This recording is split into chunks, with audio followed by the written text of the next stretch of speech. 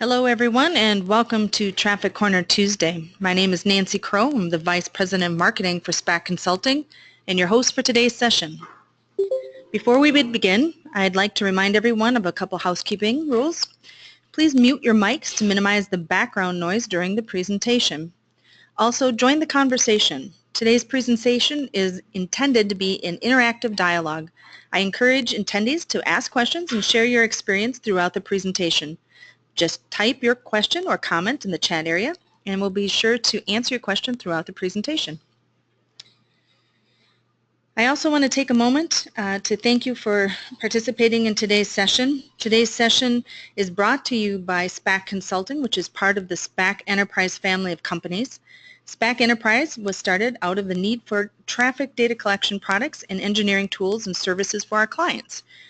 SPAC Enterprise consists of a group of 6 traffic engineering related companies, including Mike on Traffic, a traffic engineering blog, Counting Cars, an online store selling traffic data collection products, SPAC Consulting, a traffic engineering consulting firm, SPAC Academy, an online store with digital tools for transportation professionals, Traffic Data Inc., a traffic data collection firm for the Midwest, and TripGeneration.org, an online source for free trip generation data. We recently released our May schedule and now we're looking into June. I want to invite everybody to participate and attend our upcoming session on June 13th for travel demand management. Look for emails over the next couple of weeks with the details of how to access that session and upcoming sessions in June. Finally, I'd like to introduce our 2 speakers for today. Bryant Fisek is the Vice President of SPAC Consulting and is also widely known in the transportation industry, having managed over 700 traffic engineering projects.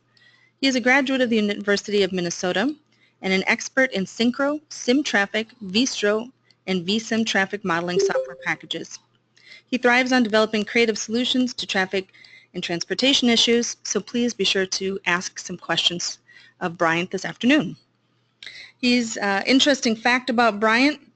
Outside of being one of our many authors on Mike on Traffic blog, he also is learning the guitar and currently knows 2 chords. So congratulations, Bryant. Also joining us today is Vern Swing. Vern is a senior traffic engineer at SPAC Consulting. He has over 30 years of traffic experience and has a passion for eminent domain projects and specializes in traffic impact studies and signal design and migration design. During his career, Vern has owned his own engineering firm, worked at the Washington State Department of Transportation, and has worked as part of a large full-service engineering organization. His diverse background has given Vern insights into the challenges facing both private engineering firms and public agencies and helped guide him into unique solutions for his clients. Vern is also a regular contributor to Mike on Traffic, and he is also a master bridge player. So please join me today in welcoming Bryant and Vern. Mike's not here. Bryant and Vern, take it away. All right, thank you, Nancy. Somehow knowing 2 chords on the guitar just doesn't seem as exciting as a master bridge player, but that's overrated. Hopefully I'll get up to 3 soon. All right, so our topic today, we're talking about convenience stores, convenience store access, and really balancing the mobility and the access that goes along with them. So first thing we need to do to kind of set the stage is really to talk about access management and what that means in terms of traffic and our traffic approach. So we've got the basic definitions of access management here. Pulled exclusively from Wikipedia, so you too can look this up. But really, when we look at it for access management, it is that comparison of mobility and access. So as we increase access, you can see we've got the definitions for streets here. You get to our local streets, lots of access, increased mobility, you move your way up to freeways. And looking at a photo here from Minneapolis as you're going into and out of town, you can see this is a freeway situation. There's no intersecting streets. The direction of traffic is separated by a raised median, and traffic is moving quickly. And as in the opposite end of the spectrum, here is a local street. There's a lot of driveways to individual garages. The idea is not mobility here, it is convenience and access for people who live there. Yeah, so just comparing the two, obviously most all the people on here, you probably know all this, but again, to set the stage, this is what we're looking at as we balance those two key factors of mobility and access. So when we turn towards access management, what we're talking about is obviously managing that access. So looking at all these driveways on the picture here, if you are applying access management, it would be what can we do to reduce that access to increase the mobility. So why do we do that? What are the benefits of access management? The benefits of access management, and sort of one of the originating ideas behind access management, is as you consider an intersection, if it's a full movement intersection, there are a number of different opportunities for conflict. As you can see in the slide, there's 32 different conflict points in a four-way intersection with all movements allowed.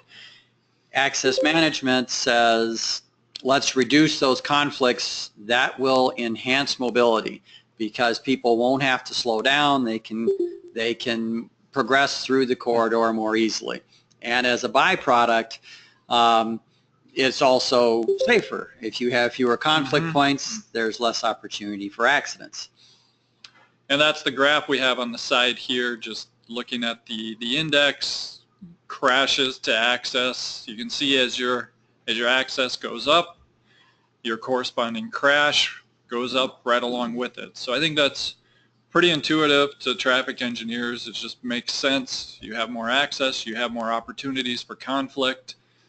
That's going to increase the crashes, reduce your safety. Similarly, like Vern was saying, you reduce that access, less need to slow down, less need for those turns. You're obviously going to be able to proceed through the corridor quicker. So that's why we look at access management. And like the picture we showed before, your freeway is your ultimate example of access management. Access is tightly controlled, and you can only get on or off the freeway at specific points. Everybody's moving in the same direction. There's no at-grade intersections. So you can see that again, ultimate example of why we have that. So when you're considering access management, it's certainly a good thing to put into place as if you have a blank slate sheet of paper, or if you're out in a rural area and you have the opportunity to implement access management, you can reduce the number of conflicts that way, and you can set up the corridor in a way that the adjacent land uses have an understanding of what's taking place and can design around that as they become developed. So as you're going and looking at the slide here, obviously on the far left, there's very little going on. It's just a wide open corridor, almost the blank sheet of paper. Easy to put in a typical access management plan. As you progress further and further to the right, there's more development along the corridor that's shown there until you get to the furthest slide where there's a lot of development going on. And now, as we would refer to it, you're trying to retrofit an access management plan into a developed area. Yeah, so you can see on that far right side, lots of driveways if you're trying to implement something on that road. Excuse me. Allergies again. But as you're trying to implement something on that road, you're going to be dealing with a lot of driveways, a lot of property owners. Your task of implementing access management on that corridor has just become much harder as you have to deal with more things. All right, so now that we've set the baseline, we can turn towards our topic convenience store access. So what we're talking about here, many different types obviously, but what we're really talking about is gas stations, fuel station stores. They have the pumps out there, they have the convenience aspect stores that go with them. You hop in, you can get you can pick up snacks. Some of them have some types of hot food as well, lots of different things, but basically it's the fuel and the convenience aspect of it. The fuel with the store is what we're focused on here. And as you think about access for these type of stores, for the store itself and from the owner's side of it, the name says everything. Convenience. They want as many access points as they can get, as close to the front door as they can get them, to make it as seamless for the driver to get in and out of their site as possible. Mm-hmm. All right, so thinking back about our access management, this is out in a suburb of the Twin Cities. We have our convenience store out here, and oops. So we're right off a state highway here, county road on the cross street. So this is more towards that open slate. The roads were there. This had not been developed yet. When they came into the site, they knew what their access was going to be. They wanted them far away from the state road. They wanted a square intersection. There's actually a signal here, so it makes sense, but very easy to implement access management at that point, because going into it, you can say these are the requirements. This makes sense. And the end user knew in advance what they were getting into. They planned for it. It was all in place. They planned for it. They got what they wanted. They're in the corner where they have great visibility for the drivers that are going by, yet they have as close an access as is allowed on that facility. Mm-hmm. So on the flip side, is a little further in the Twin City. Our convenience, our fuel station is here. And as we look at that, it's not off a state road, but it is 2 county roads, so higher volumes on each of them. And then as you look at the site, 4 access points. So this one is close to where I live, and it's been there forever. And when they put it in, that's what they want. There was no consideration of access management. Here's all the access they wanted. It was basically go in there. So now, if we were to come in and look at this site, now you're dealing with an owner who, this is the way it's always been, this is what they've had. Why are you trying to change what they're doing? In the meantime, if you're the county, you're looking at this and you're saying, wow, there's all this access out here.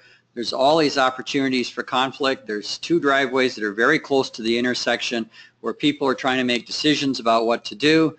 This is something we would like to fix. Mm-hmm. So this is where now, and this is where, and we're getting into the focus of this presentation, is this retrofit idea.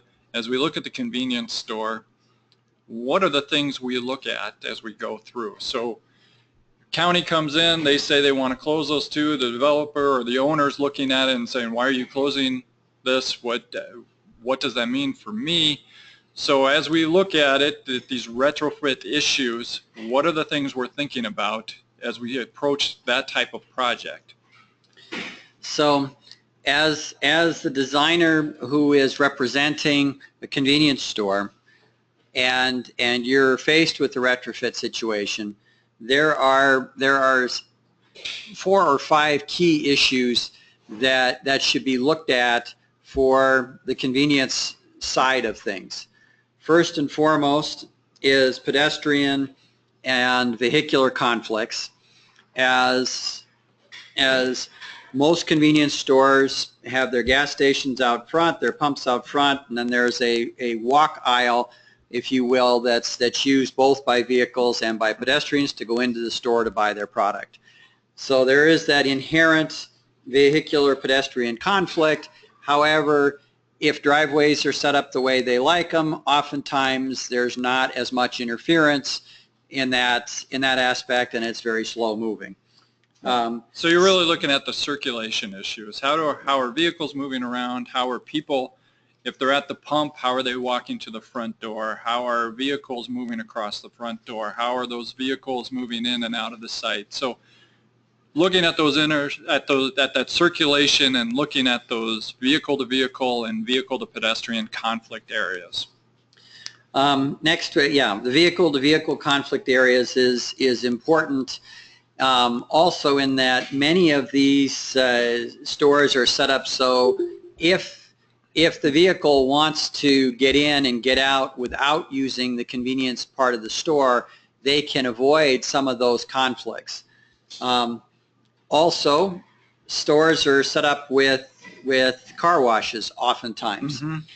And as you can imagine, a vehicle-to-vehicle conflict associated with vehicles leaving or egressing from a car wash is not a good thing. The cars then back up in the car wash, and oftentimes they're mechanical, and this could really become a problem. So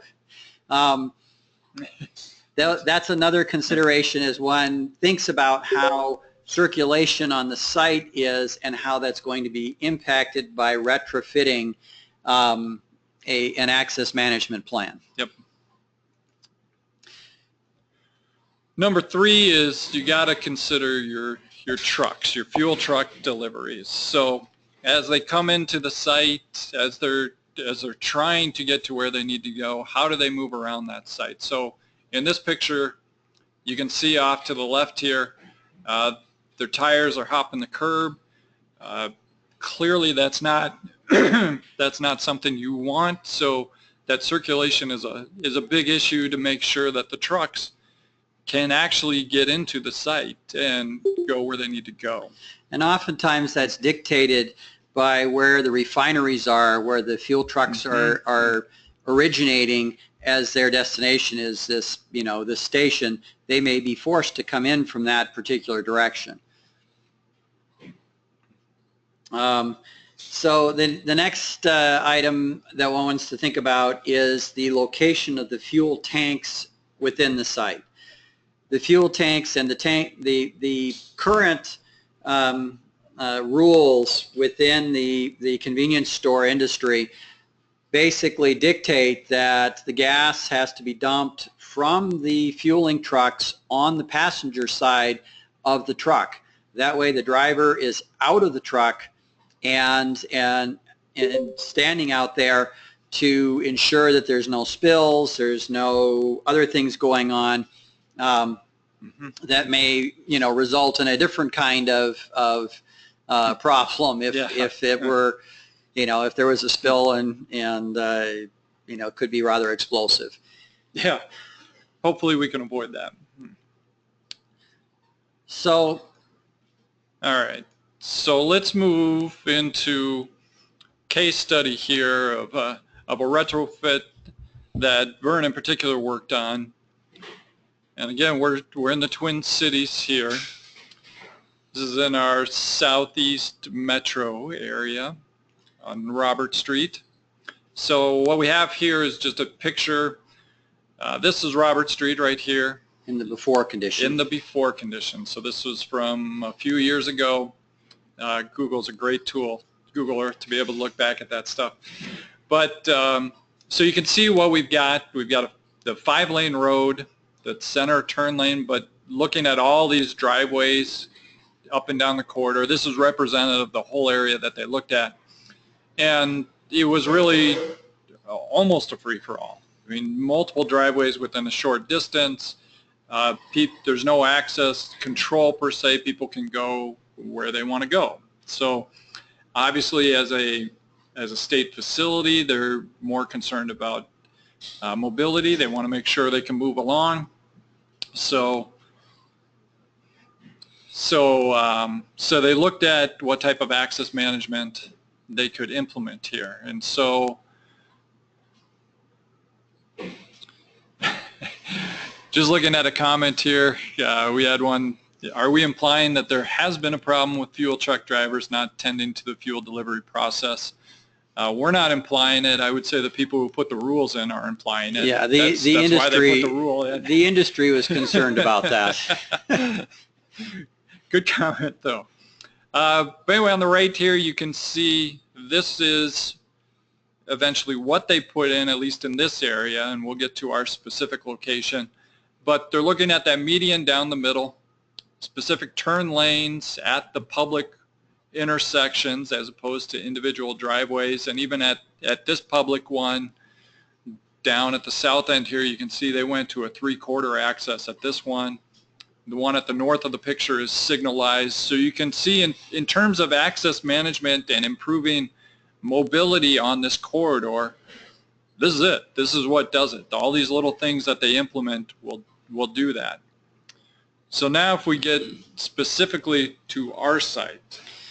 And looking at our site, as you can see, this is the before condition. There are 2 accesses on Robert Street. There are also 2 accesses on the side street. So here's Robert, and here's on your the side north street on the north. And the project was announced to the store owner, who then approached us and said, "What does this mean to us? What, you know, this is one of our top 5 stores in the nation.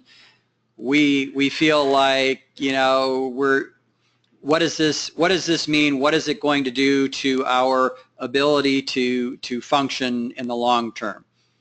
So going back to the 4 criteria we listed before, we checked out, you know, what are the opportunities for vehicular pedestrian conflicts? Is that going to change? Looking at the site, as you can see there's not a lot that can be done as far as reducing that. It looks like it's going to stay fairly static. The ability for vehicular conflicts, well, it may reduce a little bit without having left turns coming into the site off of Robert Street. The real question is, are there going to be increased vehicular conflicts on site? And looking at that, unless for some reason delivery vehicles are going to plug up the car wash, it does not appear that there's any real change in those kind of conflicts. So this really seemed to be a question of whether or not, you know, the fueling trucks, which arrived from the south and in the before condition drove into the northernmost Robert Street driveway, pulled over to where the fuel tanks are, and as you can see, you know, that's a fairly tight space as is, and they were able to dump from the passenger side at that location. Whether or not those trucks, when you put a median down Robert Street, would still have the same ability to get in and access those fuel tank locations. So we spent some time using auto turns and playing around with how the site might work, and basically the only conclusion we could come to is you would have to come down on the side street back into the site. So in other words, you would be on the wrong side of the road, and then you'd be backing into the site, and Holiday Station stores at least, and I know a number of others, really frown upon having their fueling trucks backing up in congested public areas. So that didn't seem to be a viable solution. When we approached the state with the issue that they're having difficulty getting their fuel tanks in here, initially there was a lot of pushback about, you know, well, that's, you know, you're just going to have to figure out a way to do this.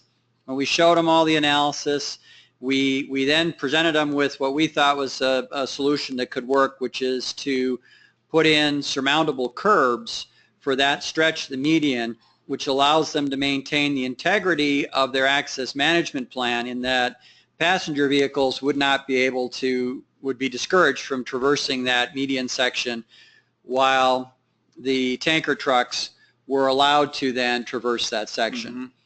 Mm-hmm. After consideration, the state bought into this, and in the end, luckily for them, they didn't have to purchase this convenience store. So, Yes. which might have been a fairly expensive endeavor on their part. Yeah, as one of the busiest sites, just in general, anything we can do to try to avoid the lawyers is obviously a good thing, and so it's trying to come up with situations like that, solutions to a problem that work for everyone. So in this case, that surmountable curb really helped out. It allowed for the trucks who knew what to do, they could go over it, get to the fuel tanks where they needed to go, and it prevented other drivers. So it's a good compromise position. Unfortunately, we don't have pictures of the after. Google, Bing, other online that we looked at did not have.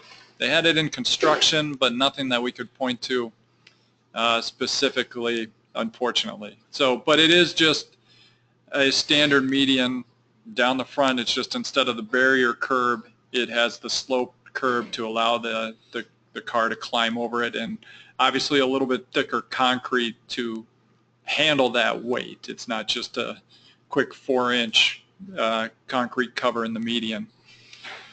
And yeah, my bad. I'm sorry I failed to take photos to show that. So one of the questions that's come up is why not a roadway diet, and thinking about the pedestrian issues. That certainly is always something that's of concern, and this project, as part of the Robert Street project, it was intended to be a streetscape project. So your comment is quite germane. The volumes, unfortunately, are quite heavy out there. Yep. Fortunately for holiday station stores, but unfortunately for the idea of putting in a diet on the road. That would have certainly been helpful. The two-way left turn lane question, that's what was in place, and that's what was being eliminated as a higher level access management treatment. And that's in direct relation to the traffic in the through volumes too. They just again, this is a state facility, state highway. They want to keep traffic moving. They want to keep traffic going, and with all those different access points, there were just too many turns and, frankly, not enough gaps in that through traffic, except when the signal might have provided them. So that created the reason, or one of the reasons for that median. And are U-turns allowed at signals on Robert Street? At some of them, they haven't disallowed them at all locations. They have allowed them at some of them. I do believe they are allowed at this location, but certainly that's not going to address the issue of getting the tanker trucks to the fueling tanks. Yeah, your passenger cars can make that pretty easily. Some of your bigger vehicles, single unit delivery trucks maybe, but when you're looking at the fuel tanks, there's no way you're taking them on a U-turn there. And I'll preempt the question, which I'm sure is coming. Yes, they considered roundabouts at some of these intersections, which would have been good, but you can see how close, even on this picture, how close that Holiday Station is to the corner. To try to get a multi-lane roundabout in that location would have just taken up too much space. It just wasn't a good retrofit solution, even though that would have helped for some of the things. That even with a U-turn, fuel trucks at this location trying to do the U-turn and then coming back to turn in and get to those fuel tanks would have been a challenge. So the take-home message here really is, engage the landowners adjacent to the access management retrofit that's taking place, and if there are situations such as this one where you can provide a solution to keep the business viable, it's certainly something that you should consider.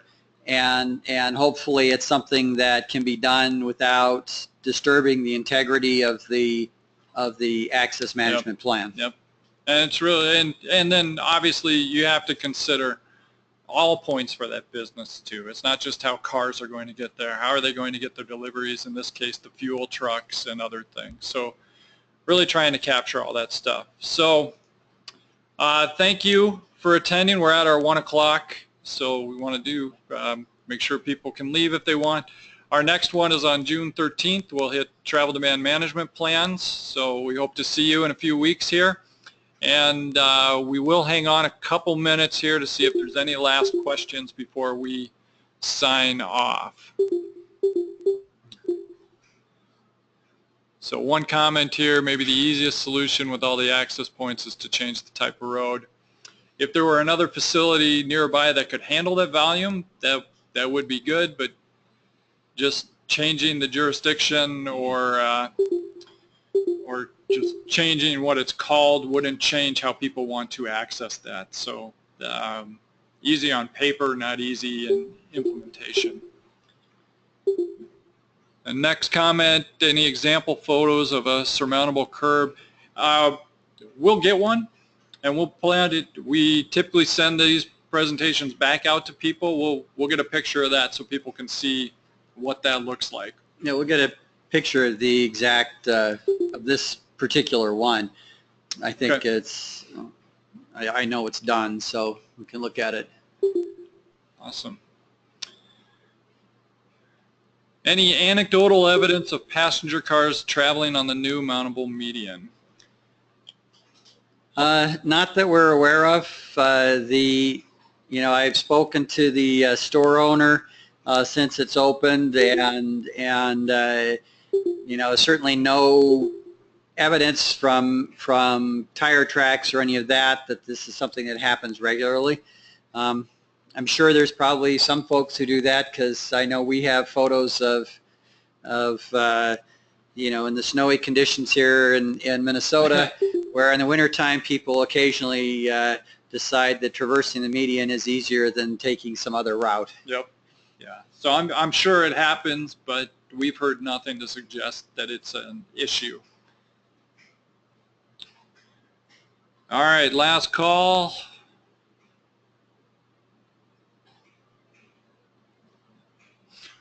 All right, I think that's it then. Again, thanks everyone, and thank you everybody. We hope to see you again soon.